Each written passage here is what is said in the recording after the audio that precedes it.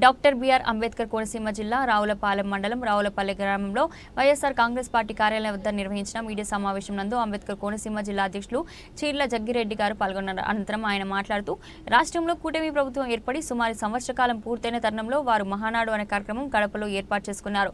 ఈ రోజు సంవత్సరం పాలనలో ఏదైతే ప్రజలకు ఇచ్చినటువంటి హామీలను గాలికి వదిలేసి అమరావతిని డెవలప్ చేయడానికి చూస్తున్నారు. నారా చంద్రబాబు నాయుడు ఇచ్చిన హామీలలో ఏ ఒక్క మాట మీద నిలబడకుండా ఉన్నారు. కానీ జగన్ ప్రతి ఒక్క హామీని నెరవేర్చాలని జనమే చెప్పుకుంటున్నారు. మహానాడు కార్యక్రమం అనేది లోకేష్ కి డప్పు కొట్టే కార్యక్రమం అన్నారు. చంద్రబాబు నాయుడు ఈ 9-10 నెలల్లో సంపద సృష్టించిన దానికన్నా చేసినప్పుడే దానికి రెండింతలు ఉంది అన్నారు.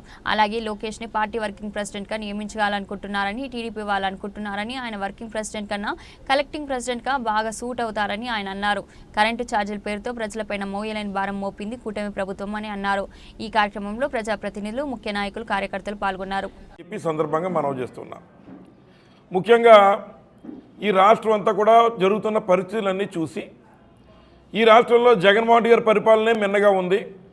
నారా చంద్రబాబు నాయుడు గారు ఇచ్చిన ఏ ఒక్క మాట మీద కూడా నిలబడకుండా ఈరోజు రాష్ట్ర ప్రజానీకాన్నంతా కూడా మోసం చేయడమే చంద్రబాబు నాయుడు గారు చేస్తున్న పనిని చెబుతూ జగన్మోహన్ రెడ్డి గారి పరిపాలనే బాగుందని ప్రతి ఒక్కరిని నోటంట వస్తూ ఉంటే దాన్ని చూసి వారవలైనటువంటి కూటమి ప్రభుత్వం, ముఖ్యంగా చంద్రబాబు నాయుడు గారి ప్రభుత్వం జగన్మోహన్ రెడ్డి గారు అంటే ఉన్న భయంతోనే ఇవాళ కడపలో మీటింగ్ కడపలో మహానాడు కార్యక్రమం పెట్టారు.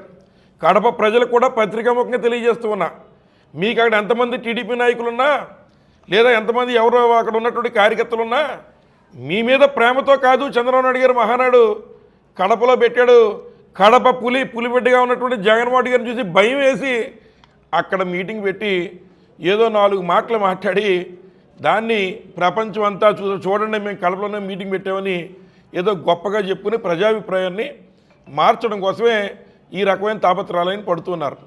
ముఖ్యంగా వారు మీటింగ్ పెట్టుకుంటే మేము కూడా ఇట్లా ప్రెస్ మీట్లు పెట్టి మేము ఖండించాం.